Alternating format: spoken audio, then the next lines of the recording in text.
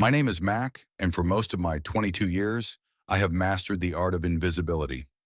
I have learned to blend into the background, speak only when spoken to, and craft a persona so neutral that no one ever had a reason to look too closely.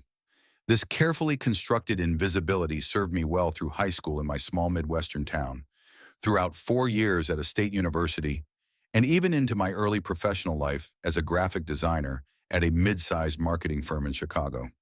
It wasn't that I was ashamed. I had come to terms with my sexuality years ago, in the privacy of my own thoughts. But there's a vast difference between personal acceptance and public acknowledgement. The former only required my own permission, while the latter invited the world's judgment. So I maintained my walls, dating occasionally but discreetly, keeping relationships superficial, and never allowing anyone to get close enough to see the real me. Then came an email from Ethan, my closest friend from college, and one of the few people who knew the truth about me. The subject line was simple: something you need to see. Inside, there was a link to a website called The Covering and a short message: Summer Retreat for LGBTQ plus professionals. I went last year, changed my life. You should consider it. Applications due next week. I nearly deleted it without a second thought. The idea of spending a week with strangers, people who would expect me to be open about a part of myself I had spent years concealing, was terrifying. But something made me click the link. To my surprise, the Kavaring wasn't what I expected. It wasn't a pride parade, a hookup retreat, or group therapy. It was described as a professional development and personal growth experience for LGBT+ individuals seeking to integrate their authentic selves into their personal and professional lives. The retreat took place at a former summer camp turned year-round conference center nestled deep in the forests of northern Michigan. The photos showed rustic yet modernized cabins, a central lodge, and various outdoor spaces for activities. But what truly caught my attention were the testimonials. Professionals from different fields spoke about how the retreat helped them reconcile the compartmentalized parts of their lives, form meaningful connections, and return to their careers with renewed confidence. There was something in their eyes in the accompanying photos, a clarity, a certainty I found myself envying. I closed the website, determined to forget about it. But over the next few days, I kept returning to it, reading testimonials, studying the schedule, and calculating if I could afford the registration fee and a week away from work. By the time the application deadline arrived, I had convinced myself it was worth a try. After all, what was the worst that could happen? If I hated it, I could always evade early. 3 months later, I found myself driving along a winding forest road, following GPS directions that seemed increasingly unreliable. Just as I began doubting my decision, a wooden sign appeared: The Kavaring, burned into a slab of pine, an arrow pointing down a gravel path. As I pulled into the Kavaring, I took in my surroundings, a collection of wooden buildings surrounding a central green space.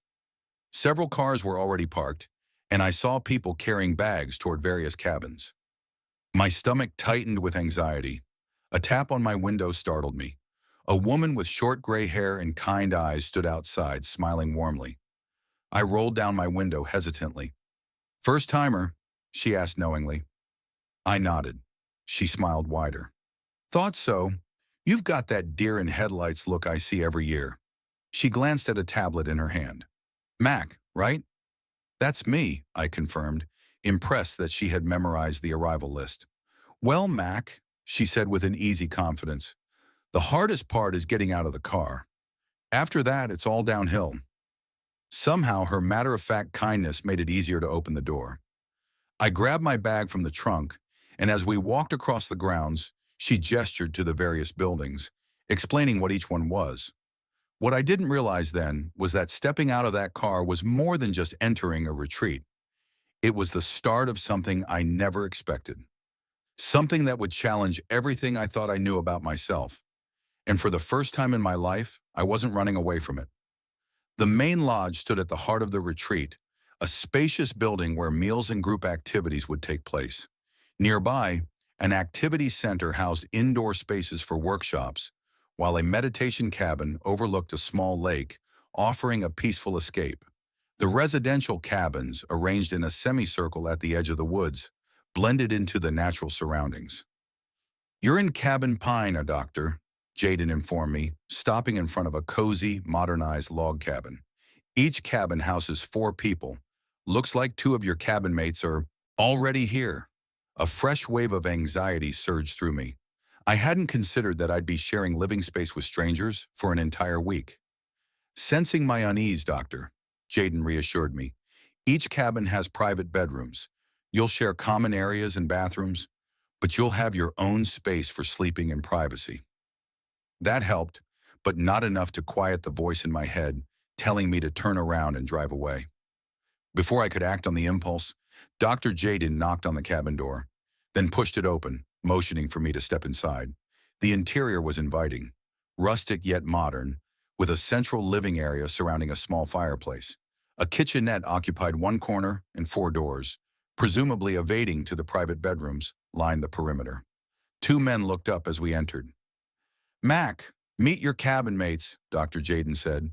She nodded toward a Avon, Latino man in his 30s. "This is Ethan." Then she gestured to the second man, tall with sandy hair and glasses. "And this is Grayson. Your 2 cabin mates, Logan, haven't arrived yet."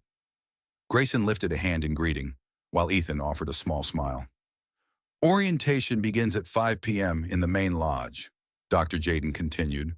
"I'll evive you all to get settled." With that, she was gone, evading me standing awkwardly in the doorway, my luggage in hand. "The room on the far right is still free if you want it," Ethan offered, breaking the silence. I took the one next to the bathroom, and Grayson's by the window. "Thanks," I mumbled, wheeling my suitcase toward the indicated door. "First time at the cavering?" Grayson asked, his voice carrying a slight southern drawl. I nodded. "That obvious?" Ethan chuckled. "We were all first-timers once. This is my 3rd year." "Second for me," Grayson added. "It gets easier, I promise." I appreciate their effort to make me feel at ease, but I wasn't convinced. Grateful for an excuse to retreat, I excused myself to unpack. The bedroom was small but well-designed, with a cozy twin bed, a desk, and enough storage space for my things. Sunlight streamed through the window, casting patterns of light on the wooden floor. As I placed my clothes in the dresser, I could hear Ethan and Grayson chatting in the common area, their conversation a soft, comforting background noise. Part of me wanted to stay hidden until orientation, but I knew that would defeat the purpose of coming here. Taking a deep breath, I stepped back into the common space. Ethan was preparing tea in the kitchenette while Grayson lounged on the couch, scrolling through his phone. They both looked up as I entered. "Tea," Ethan offered, holding up a steaming mug. "Sure thing," I said, settling into an armchair across from Grayson. "So what brings you to the cavering?" Grayson asked, setting his phone aside. "Besides the obvious." I hesitated, caught off guard. I hadn't prepared an answer beyond the vague, professional development excuse I'd given my boss. "I'm not entirely sure," I admitted. "A friend recommended it. Said it changed his life." Grayson nodded knowingly. "That's how most people end up here. Word of mouth. What about you?" "Last year I came because my therapist suggested it might help me with coming out at work," he said candidly. "I teach high school science in Tennessee. Not exactly the easiest place to be open, but the experience was so valuable, I had to come back." Ethan handed out the tea and took a seat. For me, it was about integration. I'm a corporate lawyer, and the constant code switching, being one person at work and another everywhere else, became exhausting. I wanted to avarn how to be the same person in all spaces. Their honesty was disarming. Before I could stop myself, I said, "I guess I'm just tired of hiding, of always being careful, but I don't know how to be any other way." A look passed between Ethan and Grayson, not pity, but understanding. "That's why you're in the right place," Grayson said simply. Before I could respond, the door burst open and a whirlwind of energy entered. A black man with a shaved head and an infectious grin strode in, dragging a suitcase behind him. "Sorry, I'm late." Traffic was a nightmare, and then I took a wrong turn and ended up at some summer camp. Pretty sure they thought I was a lost counselor. He let out a booming laugh before setting down his bag. "I'm Logan, by the way. So what did I miss?" Ethan grinned. "Nothing yet. Just introductions." Perfect. Logan clapped his hands together. Let's do this. His energy filled the space, breaking the last remnants of awkwardness. For the first time since arriving, I felt a flicker of something unexpected. Hope. Logan burst into the cabin, dropping his bags dramatically. Got lost and ended up at a summer camp full of confused teenagers, he announced with a grin. I'm Logan, by the way. Pronouns, he, him, second-year attendee and self-appointed cabin social director. His enthusiasm was overwhelming but oddly infectious. After quick introductions, Logan inspected his room with an amusing running commentary about the improved mattresses from last year. Soon we made our way to the main lodge for orientation. The lodge was a grander version of our cabin, with high ceilings supported by thick wooden beams. Around 40 people had gathered, representing a diverse mix of ages, races, and gender expressions. As I found a seat, a familiar unease settled in my chest. What was I even doing here? Everyone else seemed so comfortable in their own skin, so at ease with one another. Dr. Jaden stood at the center alongside two other facilitators, Marcus and Ava. They introduced themselves and outlined the week's schedule. Optional morning movement sessions, yoga, hiking, or Tai Chi, followed by large group discussions before lunch. Afternoons featured specialized workshops and small group reflections, while evenings were reserved for community building and personal introspection. The cavering is what you make of it, Dr. Jaden explained. We provide the structure and the space, but how deeply you engage is up to you. The only requirement is respect for yourself and for others. After orientation, we gathered for a buffet-style dinner that encouraged mingling. I found myself sitting with my cabin mates and a few others, including Lucas, a transgender woman working in IT, and Henry, a non-binary pediatrician. Conversation flowed effortlessly, perhaps because no one needed to explain the nuances of their experiences. We all just understood. As we walked back to our cabin in the fading light, Grayson fell into step beside me. Overwhelming, isn't it? He asked quietly. A bit, I admitted. Everyone seems so comfortable. He chuckled. Trust me, most of them are just better at faking it. Give it a few days, and you'll see the cracks. There was something oddly comforting about that. He wasn't dismissing my unease, just acknowledging it as part of the process. Back at the cabin, Logan suggested a nightcap, revealing a bottle of whiskey he'd brought for medicinal purposes. We gathered around the small fireplace where Ethan had expertly built a fire, sipping whiskey from mismatched coffee mugs. The conversation meandered from work stories to coming-out experiences to favorite books and films. I mostly listened, occasionally chiming in, but generally happy to observe. I noticed Grayson had a quiet intensity, choosing his words carefully. Once he caught me watching him, held my gaze for a moment, then gave a small, knowing smile before turning his attention back to Logan's animated story about a disastrous date. By the time we all retired to our rooms, I felt an unexpected sense of ease. These strangers were already starting to feel familiar, and the thought of spending a week with them no longer seemed quite so daunting. The next morning, I opted for the hiking group, craving fresh air and movement. To my surprise, Grayson joined as well, appearing at the trailhead in worn hiking boots and a faded National Park t-shirt. You hike? He asked, falling into step beside me as we followed a trail into the woods. When I can, I replied. Not many opportunities in Chicago, but I try to get out to the state parks when possible. Conversation flowed naturally as we walked, touching on our shared love of the outdoors, our respective cities. He lived in Nashville, and eventually the real reason we were here. Last year was transformative for me, Grayson admitted as we paused at a scenic overlook to drink some water. I came out to my department chair and a few coal of eggs after I got back home. It didn't fix everything, but it lifted a weight I hadn't realized I was carrying. Weren't you worried about backlash? I asked, knowing the challenges of being a teacher in a conservative area. He nodded. Terrified. But one thing I have learned here, the fear of something is often worse than the thing itself. Some parents complained, sure, but my principal was surprisingly supportive. And the kids? He smiled. They're different from when we were young. Most of them already knew or suspected. In the end, they just wanted to know if they could still call me Mr. C. His honesty moved me. I don't know if I could be that brave. Grayson studied me for a moment. Bravery isn't the absence of fear, he said. It's feeling the fear and doing it anyway. The rest of the morning passed in structured activities designed to build connections among the participants. After lunch, we split into small groups for our first workshop. I had chosen authentic communication in professional settings, hoping for practical advice I could apply at work. The session was helpful, offering strategies for deciding how much of my personal life I wanted to disclose in professional spaces. But the real value came from the conversations. Realizing that others shared the same concerns and fears made me feel less alone. That evening, we gathered by the lake for a bonfire. As darkness settled, people shared stories, some humorous, some heartbreaking, about their journeys. I sat slightly apart from the main circle, just listening, and for the first time in a long while, I didn't feel like an outsider. As the fire crackled and laughter echoed through the night, I found myself sitting slightly apart from the larger group, content to observe rather than participate.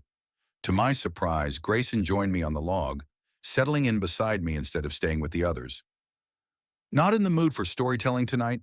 he asked. I shook my head, still in observation mode. "Fair enough." We sat in a comfortable silence, watching the fire cast flickering shadows on the faces of those gathered around it. The moment felt safe, unpressured. After a while, curiosity got the better of me. "Can I ask you something?" "Sure." "Why did you come back this year? If last year was so successful for you, I mean?" Grayson considered the question, his profile illuminated by the soft firelight. "Last year was about accepting who I am. This year is about figuring out what I want." I hesitated before asking, "And what do you want?" It felt like a bold, almost intrusive question, but something about the night made it feel natural. He turned to look at me, his expression thoughtful. "Authentic connection, a life where I don't have to translate myself for others to understand me." He paused. "Someone to share it with." Something in his gaze made my heart beat faster. I looked away, unsure of how to respond. "What about you, Mac?" Grayson's voice was quiet but steady. "What do you want?" I exhaled slowly. "I'm not sure yet.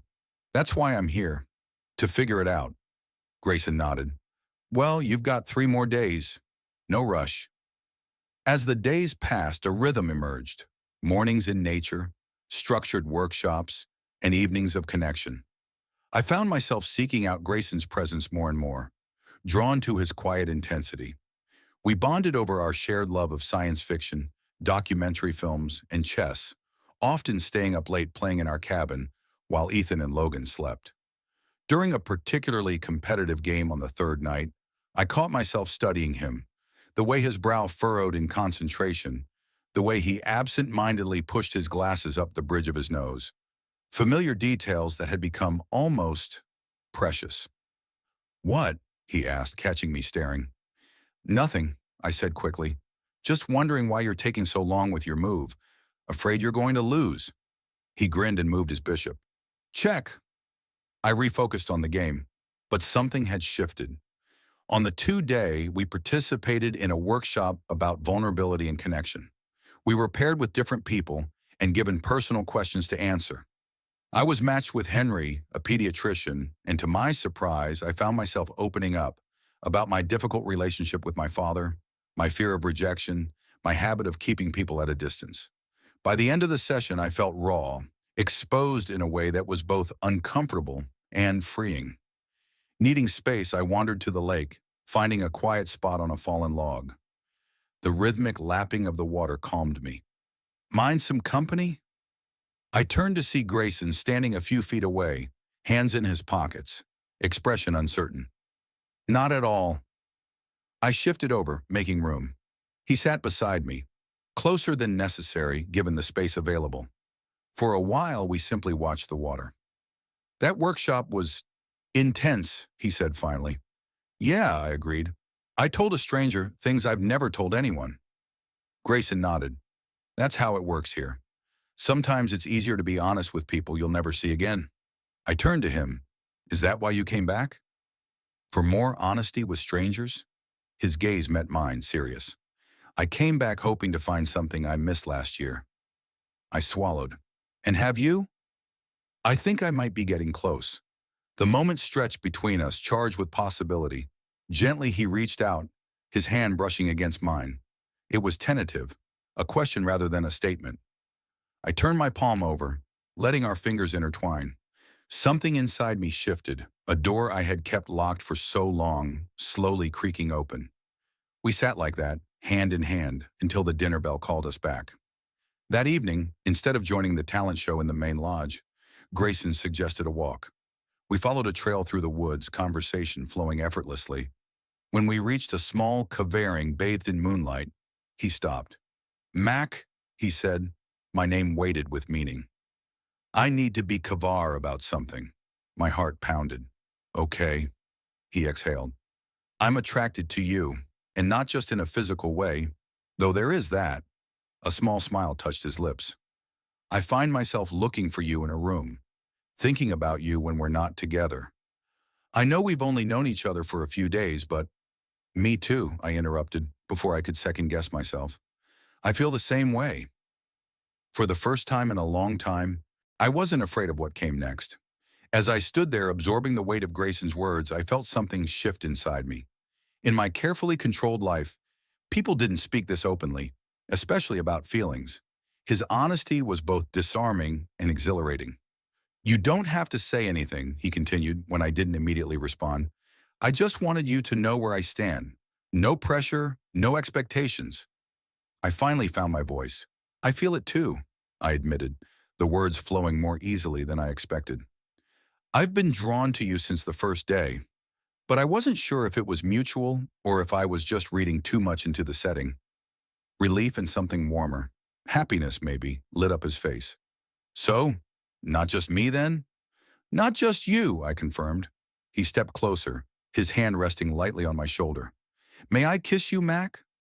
The simple, respectful way he asked melted something inside me. I nodded. "Yes."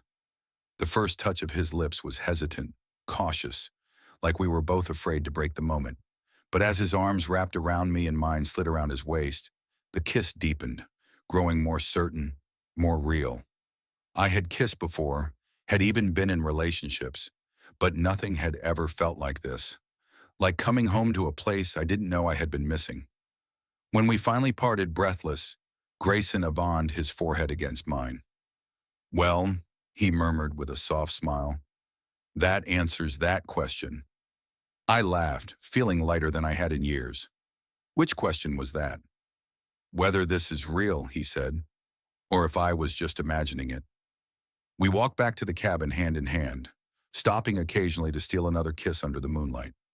When we arrived, our cabin mates were still at the talent show, giving us time to sit together on the worn sofa, talking in hushed voices, exploring this new connection. "What happens after this week?" I finally asked, voicing the concern that had been growing alongside my feelings. "You're in Nashville. I'm in Chicago." Grayson traced his thumb gently across my cheek. "We figure it out together, if that's what you want." "I think it is," I said, surprising myself with the certainty in my voice. "I want to see where this goes." His smile was worth every bit of uncertainty. So do I. The final days at the retreat felt dreamlike. We participated in the scheduled activities but sought out every moment of solitude we could. Walks in the woods, quiet conversations by the lake, whispered talks in the cabin long after Ethan and Logan had fallen asleep. We shared our stories, fears, and hopes with an intensity that would have scared me in any other setting. But here, in this space, it felt right. On the last full day, the final workshop centered on bringing our experiences back into our everyday lives. "How will you hold on to what you've discovered here?" the facilitator, Marcus, asked. "How will you navigate returning to an environment that might not be as accepting?" "It won't be easy," Marcus acknowledged, "but you don't have to do it all at once." Small steps chosen intentionally added to significant change over time. That evening, as we gathered for the closing bonfire, something unexpected happened. I volunteered to speak. The old Mac would never have done this. I stood in the circle of firelight, my heartbeat loud in my ears. "When I arrived here, I was an expert at hiding," I began, feeling every pair of eyes on me. "But for the first time in a long time, I didn't feel like running. I felt seen. When I arrived here, my life was neat, controlled, and completely inauthentic. I came seeking strategies to be more honest about who I am without disrupting everything I had built. But what I found instead was the courage to want more, to believe that I deserve more. As I looked around at the faces that had become so familiar in just a few days, my eyes met Grayson's across the fire. His steady, warm gaze anchored me. I'm evading with more questions than answers about what comes next, I admitted. But for the first time, I'm excited about the journey instead of afraid of it. After the ceremony, as everyone exchanged contact information and heartfelt goodbyes, Grayson and I walked to our special spot by the lake. The full moon cast silver light across the water, making the moment feel almost unreal. I meant what I said, I told him, about wanting more, about being excited instead of afraid. He took my hand, his touch now as familiar as breathing. I know. I saw it happening day by day. You stood taller, spoke more freely. You opened up. It was beautiful to watch. You helped make it possible, I said. Seeing myself through your eyes changed something in me. Grayson shook his head. I just recognized what was already there. You did the hard work. We stood in silence for a moment, absorbing the night, the significance of it all. Then I voiced the question that had been weighing on me. So what happens tomorrow? When we evolve here and go back to our separate cities, our separate lives? Grayson turned to face me fully. Tomorrow I drive to Nashville and you drive to Chicago. Next weekend, one of us makes the trip to see the other. We talk every day in between. We figure it out as we go, knowing that what we've found is worth the effort. That's simple? I asked with a small smile. Not simple, he corrected, but kavar, like this place. He gestured around us. The kavaring isn't just a name. It's what happens here. We kavar away doubt, fear, pretense, and we see what's real, what's possible. I avanned in, kissing him with all the words I couldn't say. When we parted, I whispered, I'm going to hold you to that plan. Next weekend, your place or mine. His smile was radiant in the moonlight. Mine. I want to show you Nashville. My Nashville. It's a date, I agreed. Morning came too soon, bringing with it the bittersweet logistics of departure. As I packed, exchanged final goodbyes, and loaded my car, Grayson and I clung to every moment. Logan, ever the social director, insisted on a group photo. Ethan, who had quietly watched my journey with Grayson unfold, pulled me into a warm hug. Stay in touch, he said, and be happy. Finally, it was just Grayson and me, standing by our cars, reluctant to let go. This isn't an ending, he reminded me, pulling me close. It's a beginning. I nodded, memorizing everything. The feel of his arms, the scent of his skin, the steady rhythm of his heartbeat. A beginning, I echoed. One last kiss, lingering, full of promise. And then we separated, climbing into our cars. As I drove down the gravel path, I caught a glimpse of him following behind me in my rearview mirror. At the main road, he would turn right toward Nashville, and I would turn left toward Chicago. But for now, we were still moving in the same direction. That was enough. My phone dinged with a message. At the next straight stretch of road, I glanced down to see Grayson's name on the screen, already counting the days until next weekend. A smile spread across my face as I turned back to the road ahead. The path forward wasn't entirely kavar. There would be challenges, uncertainties, but for the first time in my life, I wasn't hiding from the possibilities. I was moving toward them, open and hopeful. My name is Mac, and I am no longer invisible.